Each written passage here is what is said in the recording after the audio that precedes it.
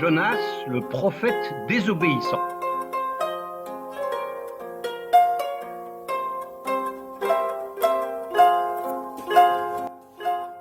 Jonas, fils d'Amittai, vivait en pays hébreu. Un jour, Dieu dit à Jonas: « Lève-toi, va à Ninive, la grande ville assyrienne à l'est, en Mésopotamie.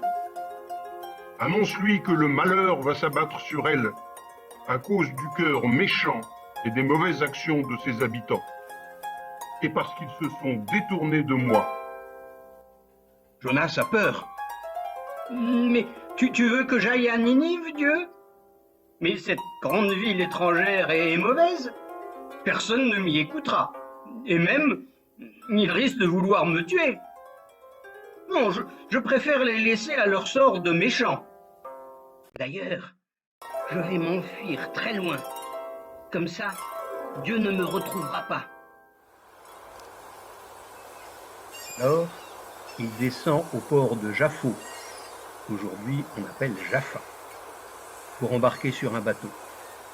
Il veut aller loin, loin de Dieu, parce qu'il a peur et qu'il n'a pas du tout envie de faire ce que Dieu lui demande. Ce grand bateau fait voile vers Tarsis, un pays à l'ouest, très éloigné du pays de Canaan, probablement une île ou un port de la Méditerranée. Jonas descend dans la cale. Dans ce bateau, je suis bien caché. Personne, pas même Dieu, n'aura l'idée de venir me chercher ici. Je peux dormir tranquille. Et bientôt, une tempête se lève sur la mer.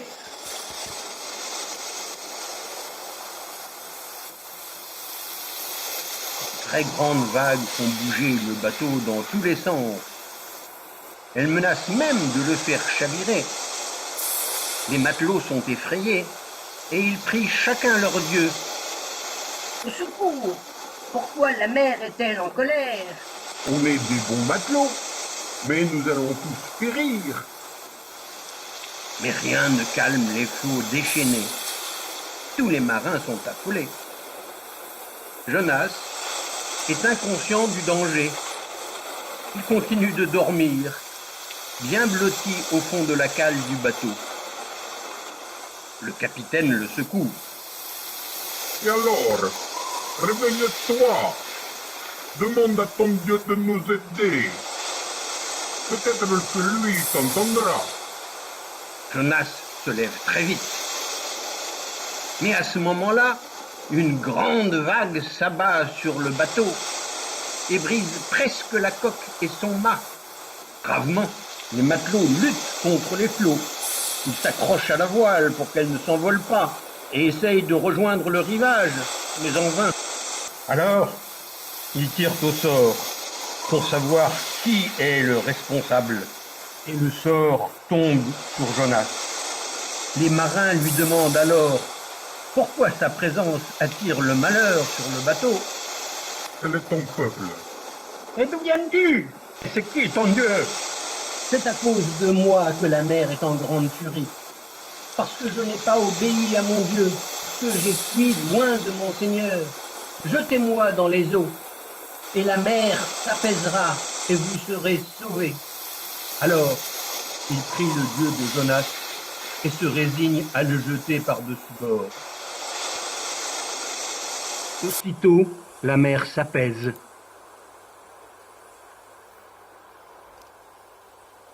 Jonas est dans l'eau. Au secours, Dieu! Aide-moi! Toi seul peux me sauver! Aide-moi! Aide-moi! Mais Dieu ne répond pas à Jonas. Alors, un énorme poisson apparaît devant Jonas sur les flots. Le poisson s'avance, ouvre une gueule immense et avale Jonas.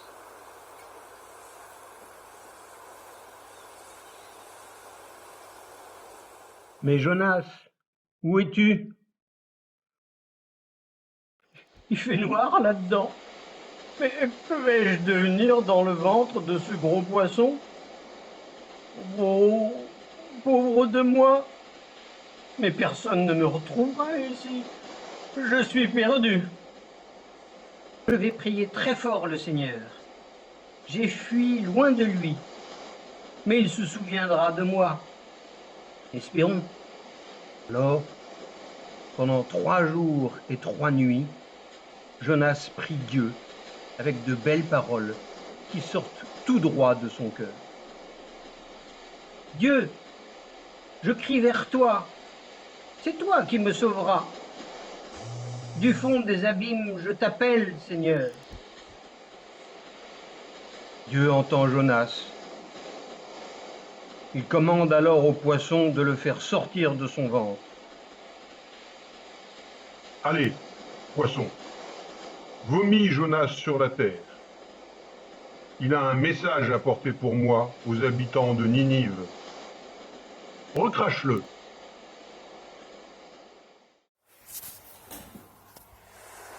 Aussitôt, le grand poisson obéit à Dieu.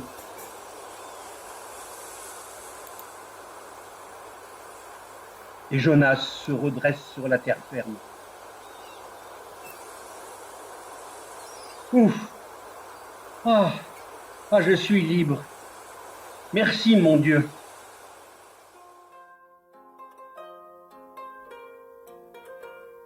Sans tarder, Jonas se met en route pour faire la volonté du Seigneur.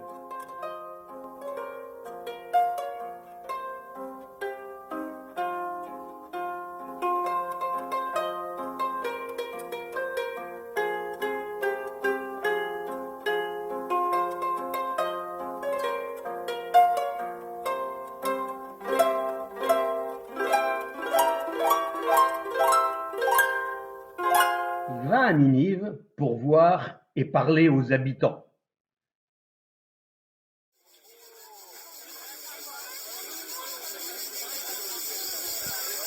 Sans se décourager, il leur dit d'une voix forte: Cette ville va être détruite dans 40 jours.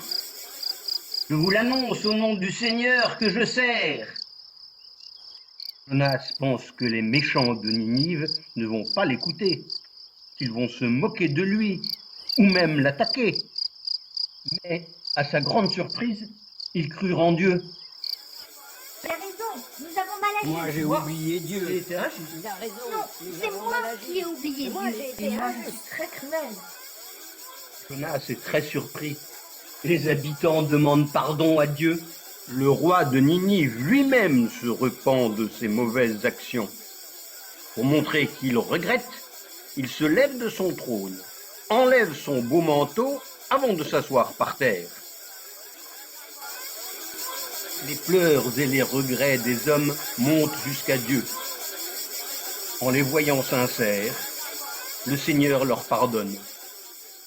Il pardonne à tous, parce que son cœur est immense. Alléluia. Dieu nous a pardonné. Dieu nous a pardonné. Alléluia.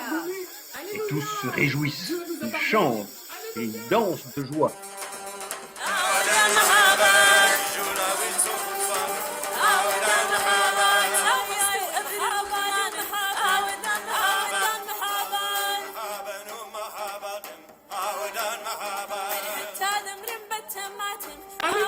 Dieu nous a pardonné. Alléluia.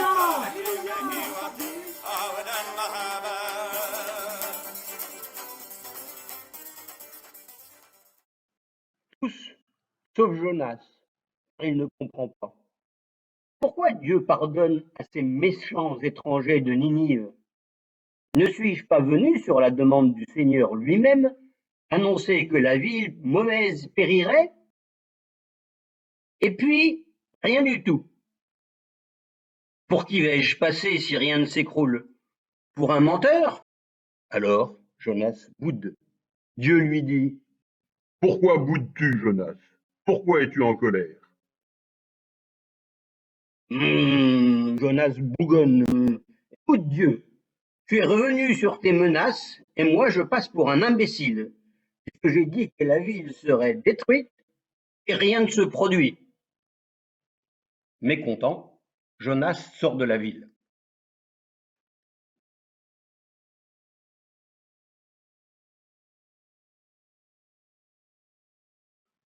Il se construit une petite cabane. Il s'assoit en faisant la moue, et le voilà boudant et bougonnant, en attendant de voir s'il va se passer quelque chose à Ninive.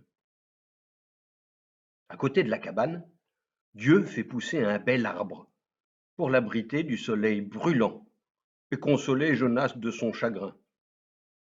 Jonas sort un peu de sa bouderie et regarde l'arbre. Oh, comme mon arbre est beau! Le soir, il s'endort sous ses belles branches et fait plein de beaux rêves d'arbres. Au matin, Jonas bondit sur ses pieds et sort de sa cabane précipitamment pour dire bonjour à son arbre. À sa surprise, toutes ses belles feuilles vertes ont disparu. Oh, tout est sec. Mon bel arbre est mort.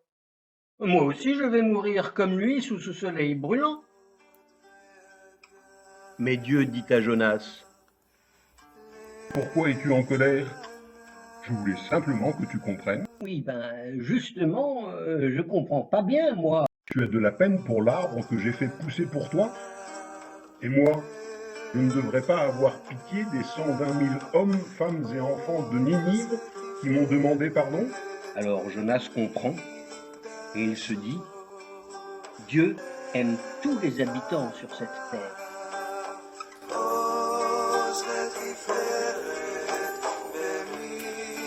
במקדשו